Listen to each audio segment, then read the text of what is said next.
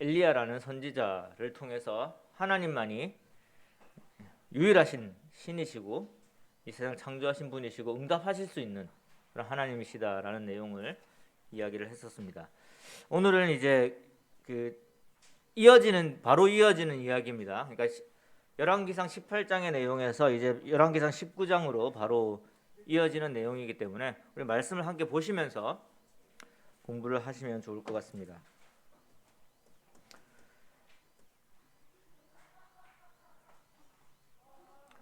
열왕기상 19장입니다. 구약 성경 549페이지에 있습니다.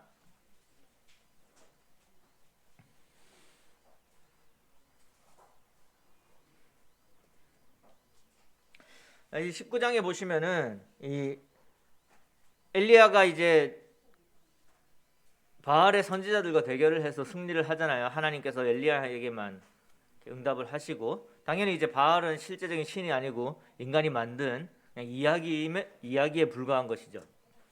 허구죠, 허구. 그러니까 허구가 아무것도 할 수 없는 건 당연한 것이고 하나님께서 이제 응답을 하십니다. 근데 이제 이 이야기를 아합과 그다음에 아합의 아내였던 처음에 이제 그 이방 종교를 가지고 온 원형 중에 하나였죠. 이세벨이 이 이야기를 듣고는 뉘우쳐야 되는데, 이제 이게 올바른 우리의 이제 예상이잖아요. 아, 정말 하나님이 신이구나 인정을 하고 뉘우쳐야 되는데 이세벨이 어떻게 반응을 하죠? 오히려 이 엘리야를 잡아 죽이겠다. 감히 나의 선지자를 그렇게 죽여? 내가 너를 잡으면 반드시 죽이겠다라고 한 상황이 된 거예요. 그러니까 이제 엘리야는 어떻게 합니까? 도망을 가죠. 도망을 가서 이제 그 유명한 이제 로뎀 나무 아래에 앉아서 차라리 그 이세벨한테 잡혀 죽느니 하나님 저를 데려가십시오. 내가 죽겠습니다. 이러고 있는 상황이 이제 4절까지 펼쳐지게 됩니다. 여기서 이제 우리가 발견해야 될 부분은 뭐냐면은 그 사람이 기대하는 결과와 하나님께서 보여주시는 결과는 다를 수 있다라는 부분입니다. 우리는 이제 하나님의 일을 한다라고 생각을 했을 때 교회가 어떤 행사를 하고 또 그 행사가 굉장히 성공적으로 마무리되었다라고 했었을 때에 가령 예를 들자면 이제 전도 집회를 했어요. 또는 전도 수련회를 묵동교회에서 가졌습니다. 그래서 굉장히 많은 사람들이 와서 이 지역에 복음을 전했고 어느 정도 참 많은 사람들이 와서 또 복음을 들은 것 같고 굉장히 뭔가 진행이 된 것 같아요. 왜 성공적으로 마쳤어요. 그래서 이제 그 다음 주에 올 때 무엇을 기대하죠? 참 교회가 꽉 차서 많은 이 구도자들이, 그러니까 새신자 예비 신자들이 교회에 올 것을 기대를 합니다. 그런데 그렇게 되는 경우도 있지만 그렇지 못한 경우도 있죠. 근데 그런 뭐 그 정도 수준만 하더라도 그러니까 그런 우리가 교회에서 일을 하면은 기대하는 바가 있잖아요. 그럼 엘리야는 얼마나 큰 기대를 했겠습니까? 이게 뭐 그냥 부흥하는 뭐 그런 수준의 그 장면이 있었던 게 아니라 그 물 붓고 해서 이제 도저히 탈 수 없는 상황을 만들고 저쪽은 막 400명이 막 춤도 추고 해가지고 했는데 안 되고 여기는 하나님께 기도하니까 바로 이렇게 불이 붙어가지고 다 탔단 말이죠. 그래서 그 하나님의 놀라운 능력을 경험을 했어요. 승리를 한 거잖아요, 그죠? 그게 이제 많은 사람들이 알게 되었고 정말 하나님이 유일하신 하나님, 참 하나님이심을 분명히 증명을 했단 말이죠. 그럼 이제 그 다음에 어떤 게 따라야 되느냐? 아, 엘리야가 정말 대단한 선지자다. 우리 엘리야의 말을 듣자. 이게 이제 이런 반응이 나올 줄 알았는데, 그런데 이제 도망을 다녀야 되는 신세가 된 거예요. 얼마나 다릅니까? 하나님의 사역은, 그러니까 하나님이 하시는 일은 이 인간의 시간을 뛰어넘죠. 무슨 말이냐면은 하나님께서는 영원의 시간 속에서 계획을 하신 분이세요. 하나님이 즉각적인 결과를 원하셨다면은 아담이 죄 짓고 나서 바로 예수님 보내시면 되잖아요. 그렇지 않습니까? 한 사람이 죄를 범해서 이 세상에 죄가 왔으니까 빨리 예수님 보내서 이 죄를 없애면은 간단하게 해결이 되는 거죠. 근데 하나님은 영원에서 영원까지 사시는 분으로서 영원 속에서 계획을 하셨기 때문에 우리가 볼 때 참 하나님께 더디게 하시는 것 같아 보이는 게 있을 수도 있는 거고, 또 어떤 경우에 갑작스럽게 하시는 게 있을 수도 있는 것입니다. 모든 것이 하나님의 계획 속에 있습니다. 그러니까 엘리야가 한 이 행동이 그 당시에 엘리야에게 즉각적인 결과를 보여주지는 못했을 수 있지만, 그것을 통해서 하나님께서는 분명히 하나님께서 이 북이스라엘도 하나님께서 신경을 쓰고 계시고 그들에게 돌이킬 기회를 주고 계시고, 또 엘리야를 통해서 분명히 하나님만이 참 하나님이심을 증명한 거죠.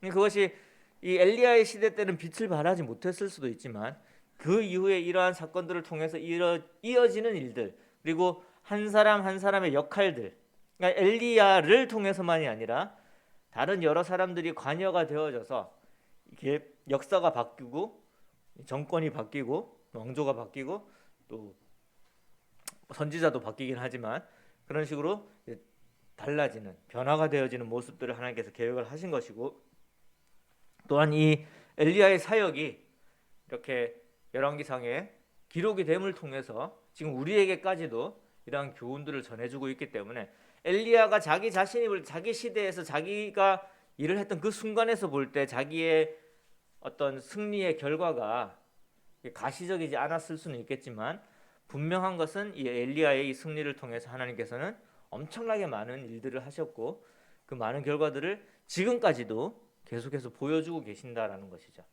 그래서 우리가 하나님의 일을, 하나님의 말씀을 순종하고 하나님이 우리에게 주신 사명을 준수할 때에는, 교회적으로든 개인적으로든, 그것이 어떤 결과를, 그러니까 가시적인 결과를 내지 못한다고 할지라도 우리는 지속적으로 그걸 해야 될 필요가 있는 거거든요. 가끔 예를 드는 이야기지만, 왜 교회에서 계속해서 어떤 교회들은 이 노숙자를 섬기는 교회들이 있습니다. 그리고 그 학교 장학금으로 섬기는 교회들이 있어요. 학교에 계속해서 장학금을 줌으로써. 근데 이제 만약에 누군가가, 야, 우리가 계속 그 학교에 장학금을 주는데 그 학교에서 우리 교회에 오는 사람이 있나? 라고 물어봤을 때 없을 수도 있잖아요. 그러면 계속 장학금을 줘야 돼? 라고 생각할 수가 있죠. 근데 만약에 그 장학금을 주고 그 지역교회를 돕는 것이 그 교회에 주어진 하나의 하나님의 분명한 뜻이었다라고 할 경우에는, 그 결과가 당장 나오지 않더라도 지속적으로 하는 게 맞다라는 거죠. 그게 나중에 어떻게 하나님께서 쓰실지 모르기 때문에. 그런데 우리는 이제 그 한정된 시간 속에 살잖아요. 그러니까 그걸 보고 싶어 하는 거죠. 내가 이걸 했을 때 뭐 올해 안에, 뭐 10년 안에, 100년 안에 이걸 원하는 것이지만, 하나님께서는 영원한 시간 속에서 계획을 가지고 계신다. 그래서 우리에게 주어진 어떤 사명을 감당할 때에 그것이 지금 당장 결과가 보이지 않을지라도, 또 내가 원하는 결과로 이어지지 않을지라도 우리는 지속적으로 순종해야 될 필요가 있다는 것입니다. 그래서 엘리야가 이러한 부분들을 깨달았으면은 이제 좋았을 텐데, 그러지 못하고 이제 지쳐 있는 거죠. 자신이 원하는 결과가 나오지 않았기 때문에. 그러니까 이렇게 지치게 됩니다. 지금 이런 뭐 아까도 이제 그 사역자에 대한 이야기를 했었지만, 사역자가 이렇게 그 자기가 이렇게 열심히 했는데 사람들이 존중해주지 않고 자기가 원하는 결과가 나오지 않게 되면은 이런 이 절망감, 우울감에 빠질 수가 있는 거거든요. 물론 그럴 때 이 사역자의 입장에서는, 또는 이런 그 선지자의 입장에서는 사람들을 볼 것이 아니라 누구를 봐야 되는 거죠? 하나님을 봐야 되는 거죠. 그래서 하나님께서는 이 엘리야에게 무엇을 주십니까? 위로를 주세요. 그래서 그 로뎀나무라는 그 표현이 위로의 장소, 회복의 장소라는 의미로 많이 사용을 하잖아요. 네, 그렇습니다. 그러니까 이 교회 관련된 그런 곳 보면 로뎀나무 카페 이런 데가 많아요. 카페 이름을 로뎀나무 또는 로뎀 이렇게 많이 지어요. 왜 그럴까요? 여기서 먹고 마시고 힘을 얻어서 세상으로 이제 나아갈 수 있도록 하기 위한 그런 의미가 있는데, 이 로뎀나무 아래서 이제 천사가 이 엘리야를 어루만집니다. 그리고 먹을 것을 제공을 하죠. 그래서 자, 이제 힘을 내서 다시 하나님의 말씀을 들으러 가라. 하나님의 말씀을 받으러 가라. 하나님이 너에게 주실 사명을 이제 듣고 이제 해 나가야 되지 않겠느냐라고 이렇게 회복시키는 그런 장면을 보게 됩니다. 그래서 여기서 이제 우리가 볼 수 있는 부분들은 뭐냐면은 하나님의 도움이 하나님으로부터 온다는 거예요. 우리는 사람을 바라볼 수가 있어요. 그리고 그 사람이 우리에게 주는 도움이 사실상은 이제 물리적인 도움을 우리가 사람들에게서 많이 받기 때문에 그게 나에게 필요한 도움이다라고 생각할 수는 있습니다. 그렇게 이렇게 뭐라고 해야 되죠? 단련이 되어 있죠. 우리의 이 세상에서의 삶이 뭔가 돈을 벌어서 먹을 걸 사서 먹을 걸 먹고 그것으로 힘을 얻고 그래서 또 다시 일을 하고 이렇게 이제 우리의 이 육신이 그게 단련이 되어 있지만 결국 우리의 영적인 도움, 나를 일으키는 내가 가장 큰 절망 속에 있어서 있을 때에 나를 일으키는 도움은 조용한 가운데서 하나님으로부터 온다라는 것을 알 필요가 있죠. 그러면 우리는 가장 큰 어려움, 가장 큰 절망 속에 있을 때 무엇을 찾아야 되냐면 말씀을 찾아야 된다는 것입니다. 성경 말씀으로 돌아가야 되고 성경 말씀을 통해서 하나님을 만나야 되고 거기서 말씀하시는 그 하나님과 성령님의 도우심을 통해서 우리가 다시 회복될 수가 있습니다. 그래서 이제 이 엘리야가 천사의 도움을 받아서 그리고 천사가 준 음식을 먹고 이렇게 힘을 얻어서 이제 한 40일 정도를 가서 하나님의 산 호렙산에 이르게 됩니다. 그리고 이제 하나님을 만나려고 기다리고 있는데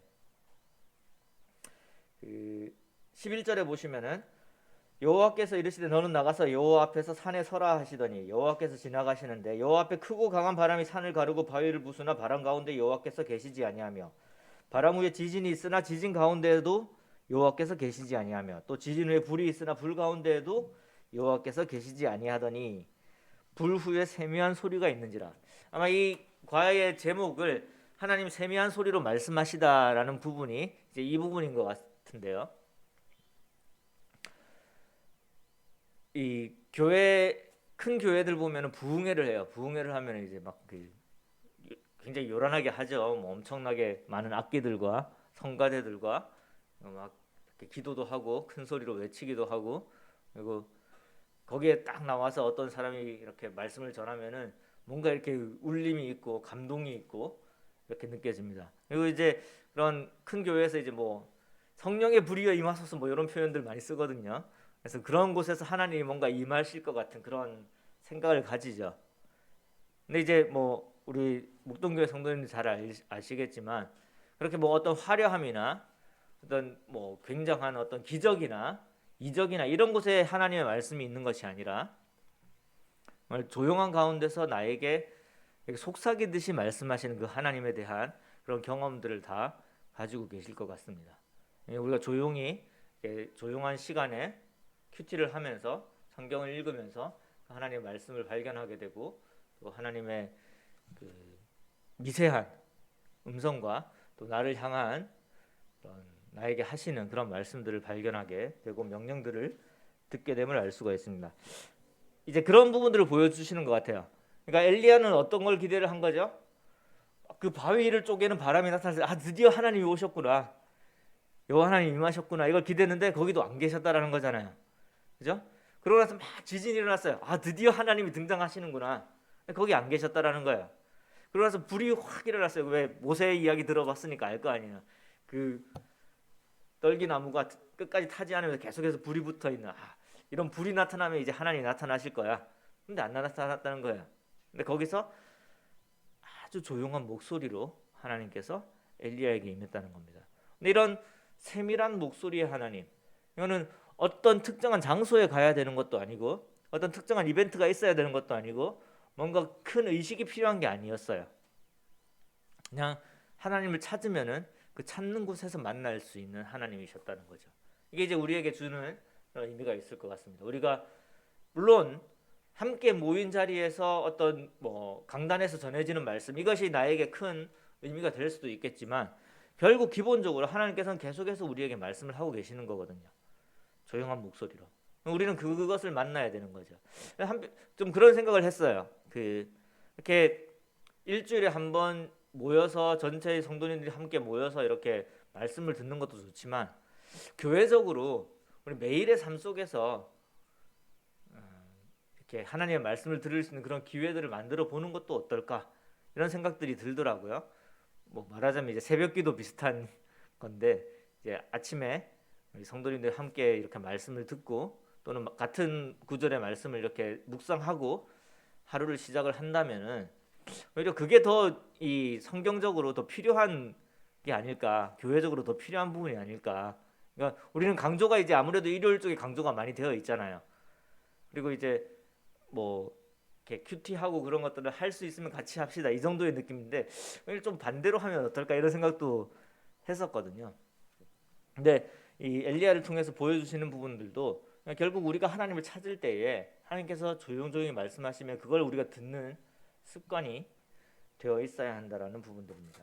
그리고 하나님의 이 역사는 우리의 생각이나 우리가 원하는 방법이나 우리가 원하는 시간의 개념을 뛰어넘는다는 것이 이제 결론적으로 굉장히 중요하게 여기서 다루고 있는 부분임을 볼 수가 있습니다.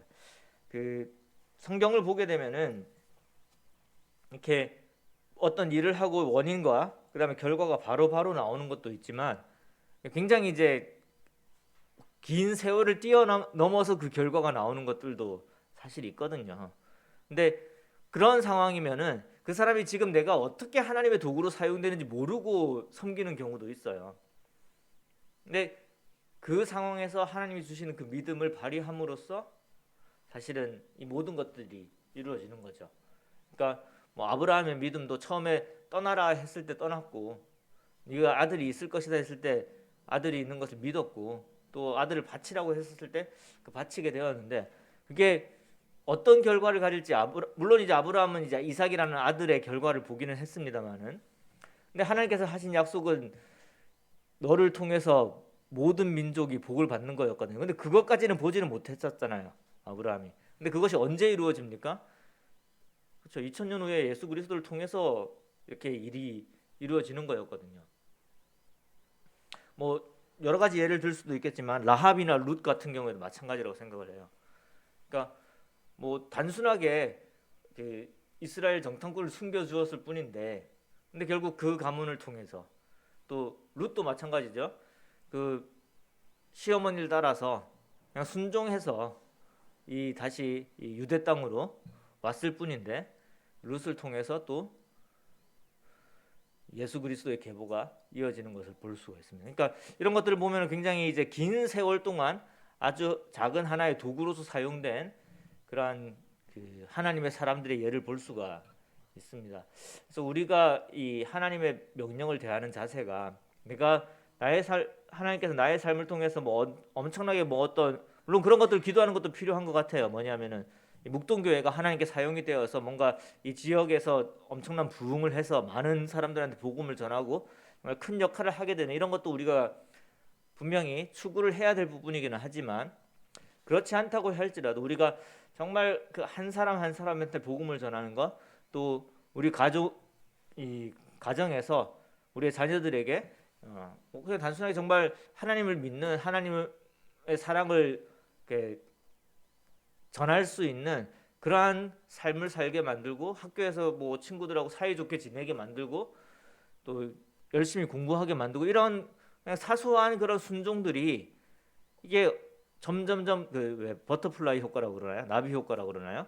그 중국에서 나비가 날개를 한번 펄럭거리면은 뭐 저기 미국에서 토네이도가 생기나요? 뭐 하여튼 뭐 그런 이야기 하더라고요. 이렇게 작은 이 바람이 점점 큰 반향을 일으키는 그런 걸 이야기를 하는데, 그게 될 수 있다라는 그런 믿음이 필요한 거죠. 왜냐하면 성경에서 그런 예들을 보여주고 있거든요. 그러니까 우리가 너무 이렇게 화려한 것들을 추구하는 것보다는 그냥 삶 속에서 조용히 나에게 하시는 말씀을 조용하게 별로 티나지 않게 순종하는 것도 혹시 나중에 그 하나님의 역사 속에서는 분명히 정말 멋진 결과로서 하나님께서 일하시지 않으실까 하는 부분들을 우리는 이것을 통해서 알게 되는 것 같습니다. 이 책을 꼭 구매를 하셔서 가급적 구매를 하셔서 좀 읽어보시면 좋겠고요. 오늘 했던 내용은 세미한 목소리로 말씀하시는 하나님이시고, 그 하나님은 우리가 생각하지 못하는 방법으로 그렇게 이루신다라는 것을 말씀을 드렸습니다. 마지막으로 조금 더 시간이 아직 여유가 있으니까 한 가지 더 이야기를 하자면, 이 뒷부분에 보시면은 이제 하나님께서 엘리야에게 하시는 명령들이 나옵니다.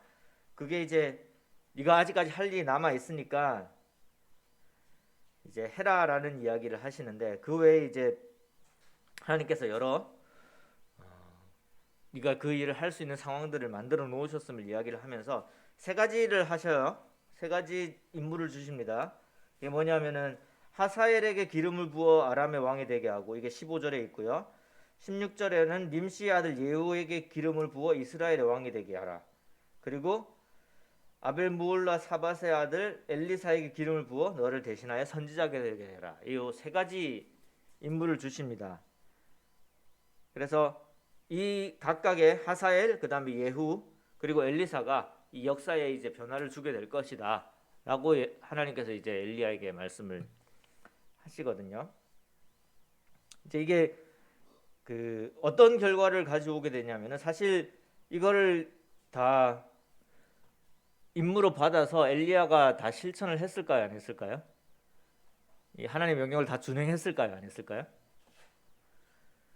이제 뭐 결과론적으로 엘리야가 이걸 다 하지는 못해요. 하나밖에 못해요. 뭘 했을까, 이 세 개 중에? 엘리사를 세우는 것만 성공을 했어요. 그러면 아까 뭐 똑같은 이야기지만 엘리야는 실패했습니까? 그게 아니거든요. 엘리사가 이 예후를 세우고, 그러니까 이스라엘의 왕인 예후를 세우고, 그 다음에 이 아람 왕인 하사엘을 세우는 역할을 하게 됩니다. 엘리사가 해요, 이거를. 이것도 이제 우리에게 주는 의미가 있는 거죠. 뭐냐면은 오늘 이제 스승의 날이긴 합니다만은, 우리가 하나님께 받은 그 사명, 이 사명을 이렇게 잘 가르치는 게 필요한 거예요. 그러니까 엘리야는 이 세 개를 다 하려고 한 게 아니라 딱 엘리사만 제대로 교육을 시키면 되는 거였어요. 어떻게요? 하나님이 나에게 주신 이 명령이 있는데, 이게 이 예후와 그 다음에 누구죠? 하사엘, 이 사람이 왕 그 각각 이제 다른 나라의 왕이 되고 우리나라의 왕이 되어서 이 시대가 바뀌게 하는 게 우리의 임무다. 그러니까 네가 그것을 이어서 해라라고 가르쳤던 거죠. 그래서 굳이 여기서 이제 우리가 교훈을 찾는다면은, 내가 결과를 내지 못할지라도, 그러면 이제 그렇다고 막연하게 언젠가 하나님께서 하시겠지, 이런 자세가 아니라 이제 제자들을 키우고 자녀들을 양육하고 우리의 후손들에 대해서, 후손들이 우리에게 하나님께서 우리에게 주신 어떤 명령들을 계속해서 지켜나갈 수 있도록 가르치는 것, 이것도 필요한 것이 아닐까. 그래서 한편으로 엘리야는 하나님의 세 가지 명령을 하나밖에 실천하지 못했다라고 할 수도 있겠지만, 사실 그 하나를 통해서 모든 하나님의 명령을 다 준행했다라고도 이야기할 수 있는 거죠. 엘리사를 올바르게 키워냄으로써, 이제 올바른 스승이 됨으로써 제자가 그 일을 이어서 할 수 있도록 한 것이 아닌가, 그런 부분들도 우리가 발견해 볼 수 있을 것 같습니다. 오늘 이렇게 정리를 하도록 하겠습니다. 감사합니다.